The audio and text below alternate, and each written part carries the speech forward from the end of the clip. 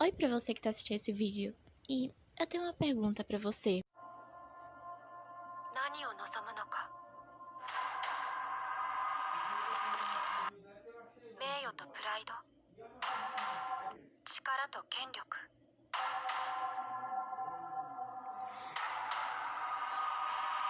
金と財宝、復讐、それともこれら全てを超越するもの。それはここにある。 Primeiramente, seja bem-vindo a esse canal. E segundamente, como já deu pra perceber no título, hoje eu vou fazer uma review da queridíssima segunda temporada do manhwa, ou webtoon, como você preferir chamar, de Tower of God. Só que não vai ser uma review completa, vai ser só a review da introdução, o começo do primeiro arco, que é o retorno do príncipe. Então, eu não vou falar sobre o arco completo por causa que senão eu ia passar o resto da minha vida editando o vídeo. E também não ia ficar muito bom. Então, vamos começar.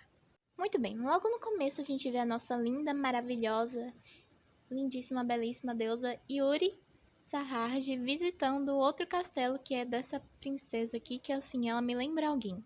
Sim, ela é da família Kun. E o nome dela é um nome esquisito, mas vou tentar falar aqui, que é Mas-Shene Zahard.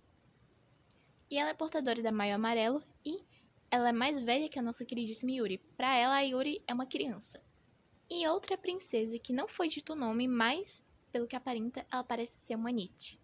Que aparentemente ela vê tudo o que tá acontecendo na torre. E esse é só o capítulo de introdução, não vou falar muito disso, que aí é onde começa o arco do retorno do príncipe de Zahard. E de cara, assim, eu já vou falando sobre esse tema. Quem é o famigerado príncipe de Zahard? O que ele é, onde ele vive, do que ele se alimenta? Pois é, até o final do arco da fábrica não falaram muito disso e só jogaram informações lá e os leitores que se virem para assimilar tudo.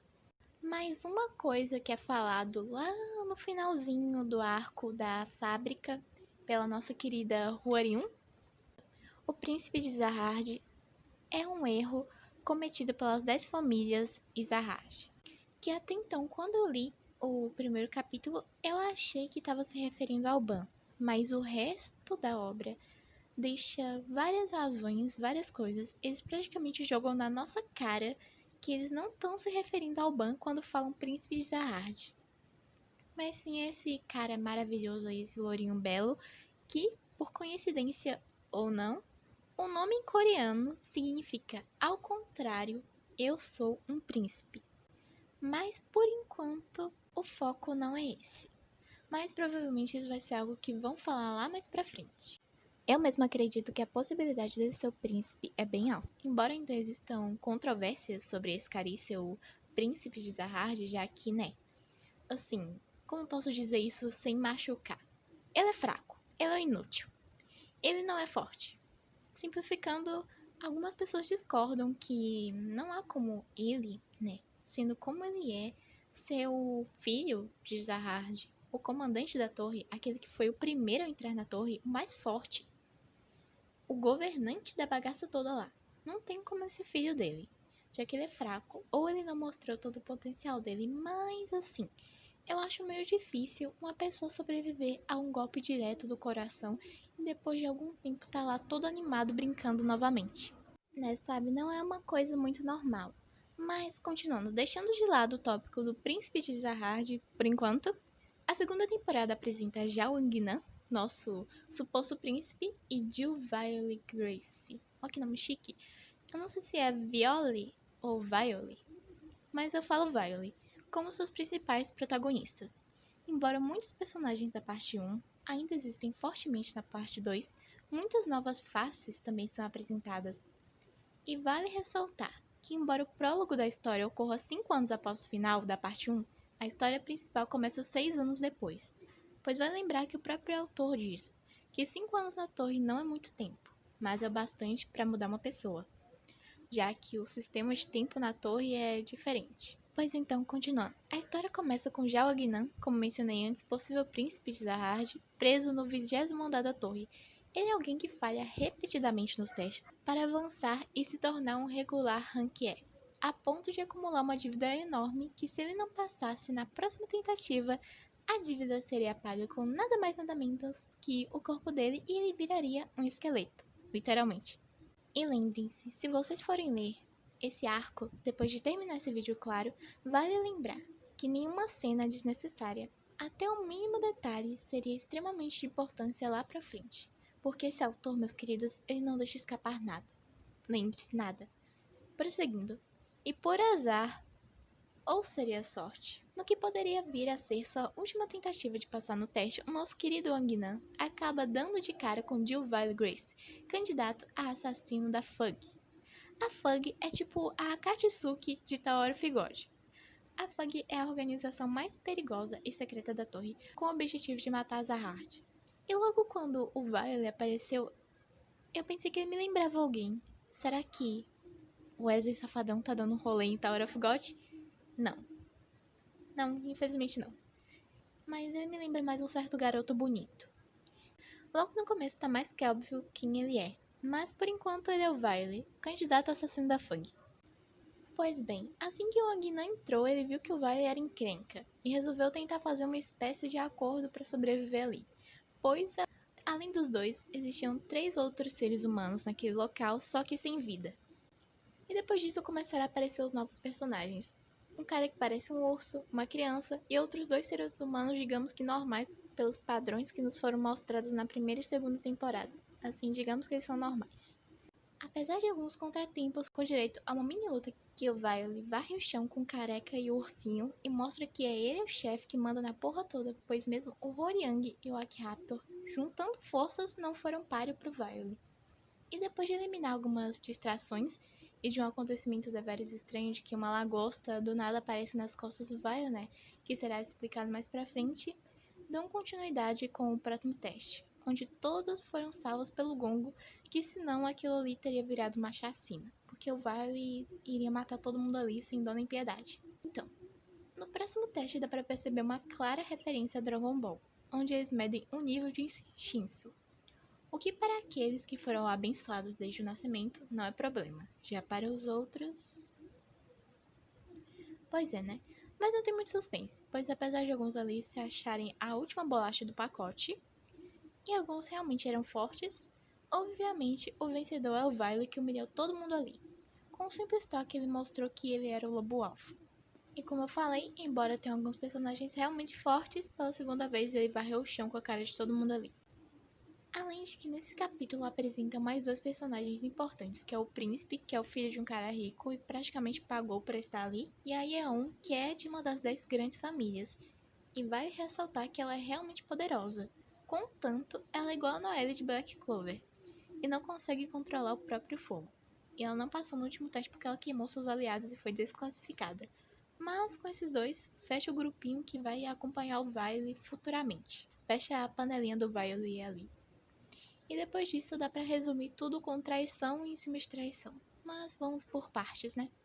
Que senão fica muita coisa e vocês não vão conseguir entender. No início, o administrador do teste queria examinar os participantes e mencionou que 8 colocados iriam passar. Todos assumiram que eram os 8 primeiros, mas, gente, não. Eles foram tapeados porque seria o primeiro colocado e aqueles que ele escolhesse. Assim que o carinha lá falou isso, alguns protestaram. E ele simplesmente manda um, cala a boca, eu mando nessa porra aqui. E outros começaram a se apresentar e a implorar pro Vile escolhê-los. E depois de muita bajulação, ele simplesmente fala que não vai escolher ninguém ali, pois ele é o bonzão daquilo tudo. Mas regras são regras. Mas, para ver se eles existiam, o Vile falou em voz alta e clara que ele era nada mais nada menos que candidato a assassino da FUG. Mas mesmo com ele se proclamando inimigo de Zahard, não iria adiantar, pois como Naniquinho falou, os poucos que estavam ali para passar negociariam até com o demônio. Mas então o examinador propõe um teste. Se ele passasse, ele poderia fazer sozinho.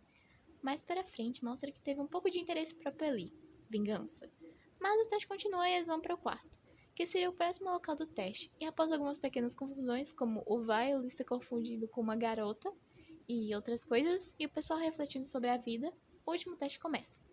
Um quarto confiável. Não confia em ninguém. Todos são seus amigos e todos são seus inimigos. Depois do anúncio do teste, o carinha lá chama o Vile pra treta. E as regras do teste eram simples. Cada um deles iria precisar formar uma equipe de 7 membros e dominar 6 quartos, antes que o Vile roubasse o quarto da Yeon. Eles também tinham os controles, que poderiam abrir ou fechar os quartos usando os conectores que são tipo pendrives, né? Simplificando, eles poderiam fazer aliados ou roubar os quartos. E o primeiro grupo que juntasse 7 pessoas e 6 quartos venceria o teste. Tinha algumas regras a mais, como não poder sair com o controle do quarto, sempre ter um conector no controle, usar apenas o seu conector, deixar pelo menos um aliado no quarto, e o último dos 6 quartos deve ser o da Yeon. Se o número de regulares cair para menos de 7, o Vile vence. E se o Vile vencer o tampinha e pegar o conector e ir ao quarto da Yeon, ele vence. Ou seja, é um jogo em que se baseia em confiança, onde se deve procurar aliados em quem confia. E depois desse monte de regras, são muitas, mas cada uma importa mais pra frente, afinal elas podem ser usadas umas contra os outros. E então começa o teste, ou deveria dizer as traições, que eu acho que só aí teve 4 diferentes, se não mais. E no próximo arco ainda tem mais. Então, começando o jogo, cada um tem sua estratégia. Uns preferem ficar no quarto e esperar as damas irem até eles, outros saem em busca de aliados, e outros são iludidos achando que podem parar o Vile. Tão piores que a Kurenai achando que pode pegar o Itachi no Genjutsu, ou a Tenten achando que pode selar o Madara. Depois disso, já começam as enganações, como a senhora idosa querendo subornar a criança com o iogurte. E, nota. Nesse momento, por mais que pareça que ela vai deixar a velha entrar, não acontece, por motivos que virão a ser explicados mais pra frente, mas sem zoeira, um aplicativo de celular salvou essa criança da velha do iogurte. Continuando, depois disso, a vez do Akiraptor ir procurar aliados, ele vai direto no quarto onde tá a Mizeng, e depois de ser ignorado com sucesso, a menina responde, e praticamente expulsa dizendo tudo de ruim que ela pensa dele. E dá muita pena, porque pelo jeito que ela fala, parece até que ele é um mal encarnado. E também, do novo grupo da segunda temporada, ele é o segundo que eu mais gosto, porque o primeiro é o Wang Nan. E depois de ser cruelmente rejeitada, ele faz menção de sair, mas ela o chama de volta. Decida-se, pois ela tava com medo. E depois disso eles começam a jogar um jogo. Enquanto tava tudo na paz, tudo de boas, a velha do iogurte volta pra atanasar a vida deles. O Arquiraptor e ela começam a lutar, embora não foi uma luta muito significante, já que a velha não era muito forte para começo de conversa e o Arquiraptor varre o chão com ela praticamente. Arquiraptor é muito foda, muito legal esse cara, e é por isso que eu gosto tanto dele. O príncipe que tá que nem um doido atrás do Vile achando que pode contra ele. Quem é tu na fila do pão, meu caro?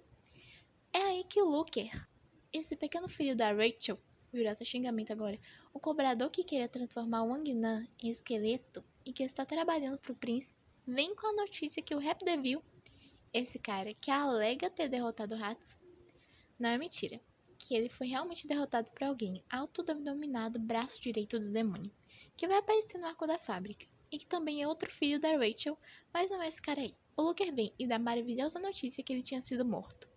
Enquanto isso, o Nerikan tava lá todo bravinho esperando o Vile chegar. Chega até a ser fofo.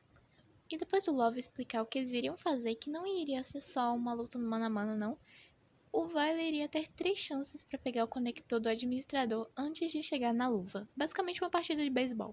Entretanto, se ele falhasse, já era. Ele poderia desistir ali se ele quisesse e ele poderia fazer o próximo teste com os vencedores do jogo. Além de que ele poderia interferir nas tentativas dele de pegar o conector e no processo poder acidentalmente matar o Vile. Mas o Vile não teme mais nada nesse mundo, pois ele passou anos na mesma caverna com o mal encarnado. E depois disso, do que ele teria medo? Urek Mazin? E o baixinho, que até então estava subestimando até demais um candidato assassino da FUG, se surpreende quando o Vile simplesmente para o conector no meio do ar. Então ele vê que se ele continuar fazendo pouco caso dele, ele iria se ferrar, pois o Vile tem o incrível poder de ser bonitinho. Piadas à parte, vamos continuar. Enquanto isso, o filhinho de papai lamentando a perda do seu subordinado mais forte que custou uma grana preta e que contra o Vile não duraria um mísero segundo. Tá, eu acho que eu tô exaltando demais ele aqui, mas com toda essa mudança, seria difícil decidir quem ficaria no trono dessa vez. O guri simplesmente aponta o dedo pro Vile e acusa ele de assassino. Bem, errado não tá, mas não poderia ter sido ele, pois ele estava pleníssimo enquanto lutava. Enquanto o pequeno príncipe ainda se ilude achando que é páreo pro Vile, aparecem 2 figuras estranhas na porta alegando ter uma maneira de derrotar o Vile, e dão pro garoto um líquido misterioso dizendo que era pra ele beber. Pois é, né? Não precisa ser nenhum Einstein para saber que vai dar merda. Então, o plano maravilhoso desse alien palhaço e do baixinho de óculos é se esconder no quarto da Yeon e esperar o Violet lá. E para ter uma chance mais alta de derrotá-los, iriam fazer o príncipe beber um refrigerante cheio das cafeínas. Queria dar a ele uma resistência maior ao Shinsu, né? Cafeína, sei. Mas aí o moleque usa o cérebro um pouco e suspeita se eles não colocaram nada estranho na bebida. Aí a solução maravilhosa dele para todos os problemas é dar pra Yeon beber. Se tiver algo errado, ela que lute. E falando nela, a Yeon, enquanto pensava que talvez, só talvez o Violet não seja tão mal assim como ela pensava, já que ele não matou nem ela nem o príncipe, o moleque chega do nada se fazendo de bom rapaz, oferecendo a ela uma bebida. E como ela não é burra, ela desconfiou, mas o príncipe usa a desculpa que eles eram aliados e dá pra ela beber. Ou seja, ele usou ela de cobaia. Isso não é ato de cavaleiro, príncipe. Mas, para infelicidade dele, a dupla já tinha previsto que ele ia usar a menina como cobaia, e depois disso, o Verdinho toma o corpo da menina. Já que, como ela é uma das 10 famílias, ela era a melhor hospedeira possível. Então, depois disso, o pirralho começa de novo com o discurso de eu vou te matar. Mas, antes de sequer pensar em ir pra cima deles, ele tinha outra coisa para se preocupar. Pois agora ele tinha uma Yeon putaça da vida atrás dele. Então, ele faz o óbvio. Ele foge dali o mais rápido possível, vai pro quarto dele e pega o controle que ele tinha escondido. E tranca a porta. Então, do nada, realmente do nada, o Rap Devil ressurge dos mortos. Fala, ainda estou vivo. Mas ele não estava morto? Pois é, nesse caso é culpa do príncipe que ele foi muito burro. Pois ele não pensou direito. Afinal, uma das regras do jogo era: você deve ter pelo menos um aliado no quarto. E parece que o aliado em questão devia estar vivo. É isso que não dá prestar atenção nas regras, meu caro. E depois disso tudo, dessa trairagem toda, dessa reviveição de cadáveres, isso tudo se mostra ser um plano de traição bem elaborado do Looker.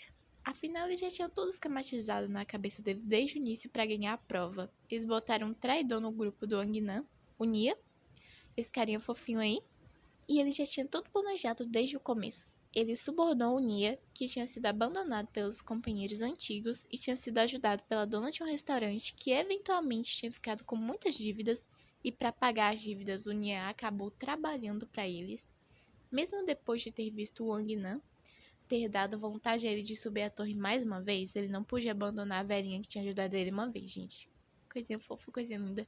Mesmo assim, como o bom moço que o Wang Nan é, ele perdoa o Nia. Mas como tem uma traição atrás da outra nisso, era óbvio que esse filho da Rachel tava mentindo. E depois de tudo, ele acaba matando o Nia. Essa cena é muito triste.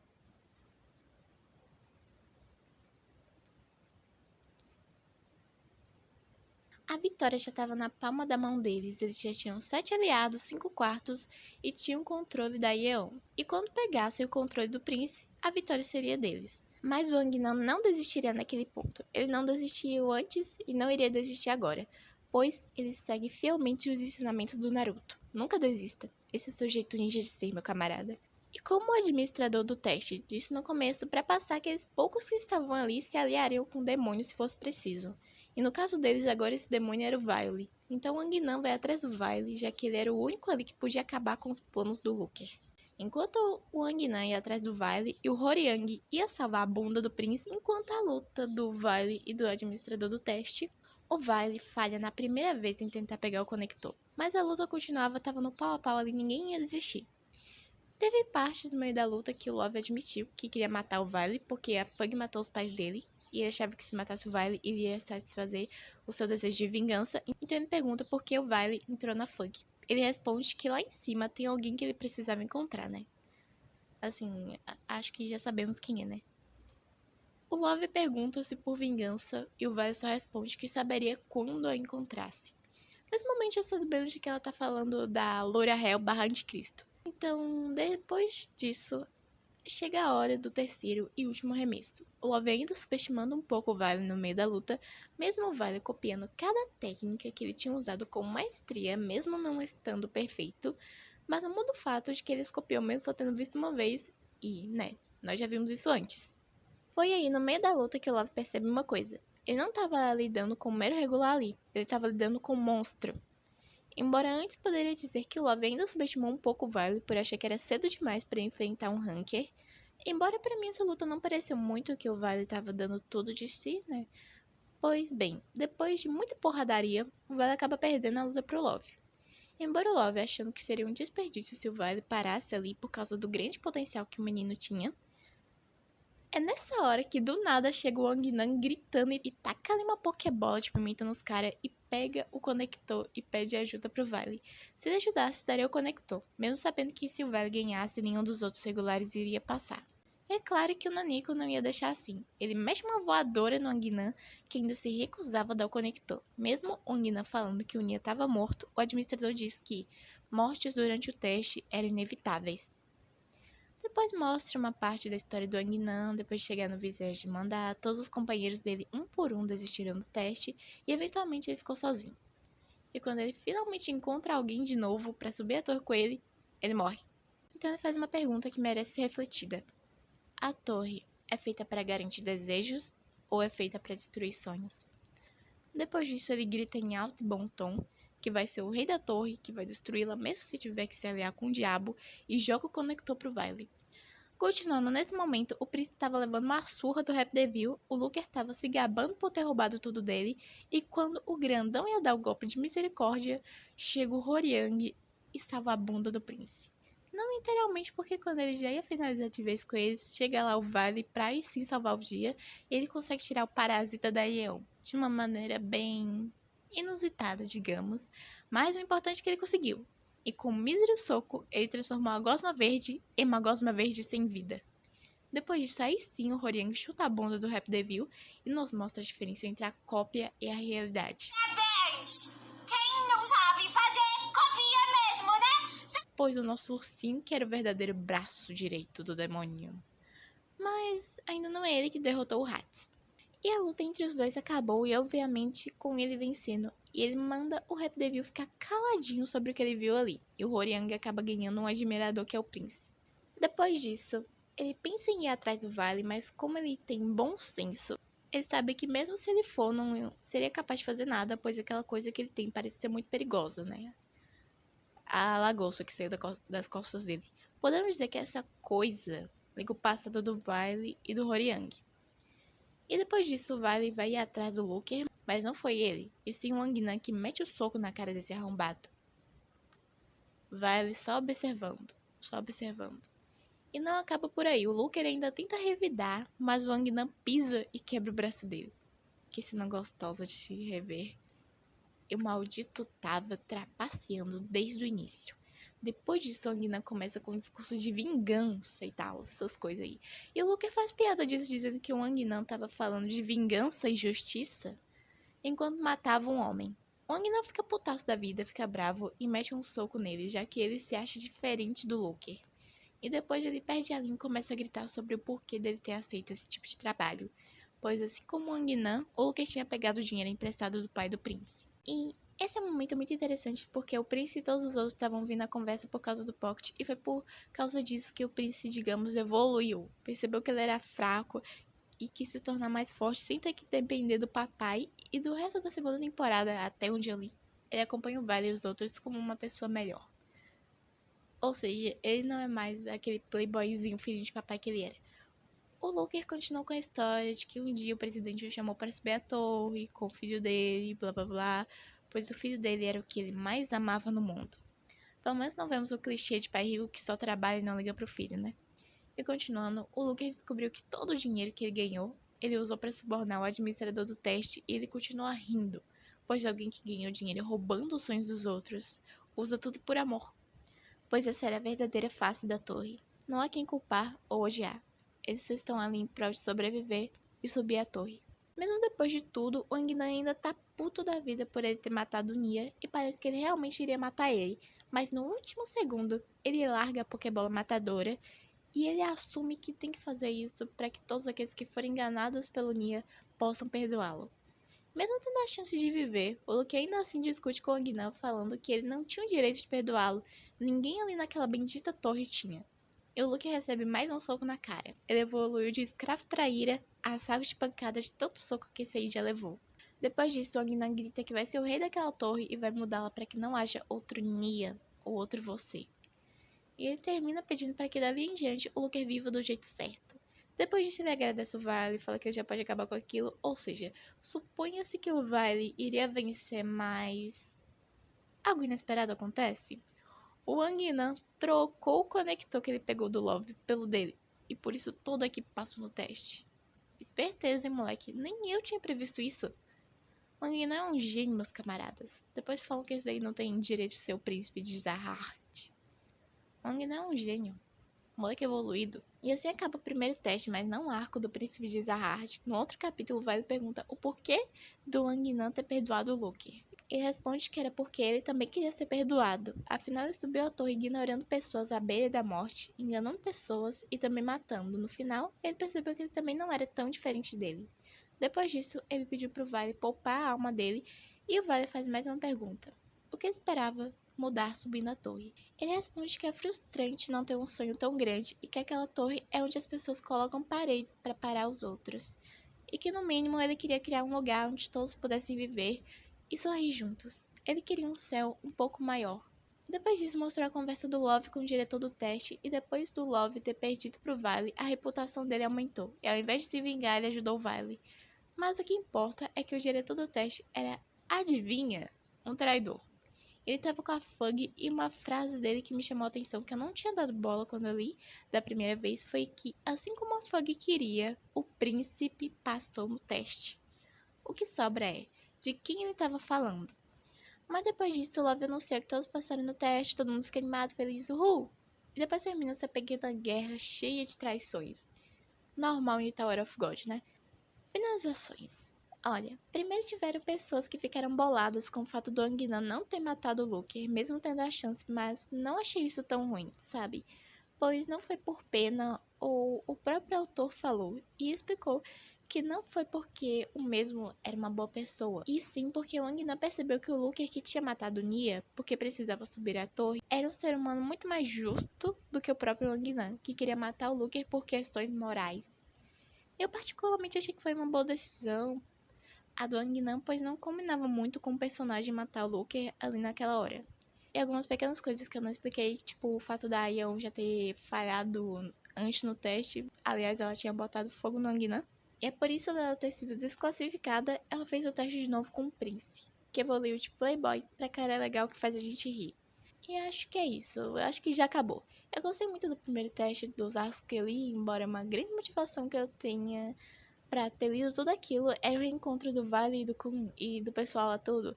Mas depois que você fica preso na história de um jeito que não dá pra parar de ler, e além desses dois arcos eu passei a gostar ainda mais do hack, quem quiser, eu ainda posso continuar falando sobre o resto do primeiro arco e da Batalha da Fábrica, né? E outras coisas de Tower of God. Tipo, o que eu achei do anime e tal, mas eu dando spoiler aqui, eu indico pra vocês lerem o manhwa, porque antes eu jurava que Tower of God era só hype. Mas eu fiquei com vontade de ver depois desse vídeo aqui. Sim. E depois disso eu simplesmente não consegui parar. E pra mim o arco da fábrica é ainda melhor do que o primeiro. E tem personagens ainda mais incríveis e malucos. E o Urek Mazino, gente, o Urek Mazino aparece. Só isso já é tipo, é ver motivo pra ler. Mas em suma, é isso. É a primeira vez que eu faço uma review na vida. Eu não sei se ficou muito boa. Dá pra ver que eu zoei muito algumas partes, não foi tão sério assim. Porque eu não sou séria, né? Mas eu tentei dar uma maneira que eu achava melhor. Eu espero que tenham gostado. Digam se tem algo que eu preciso melhorar. Até e vão ler Tower of God Tartarugas Leitoras. Até mais.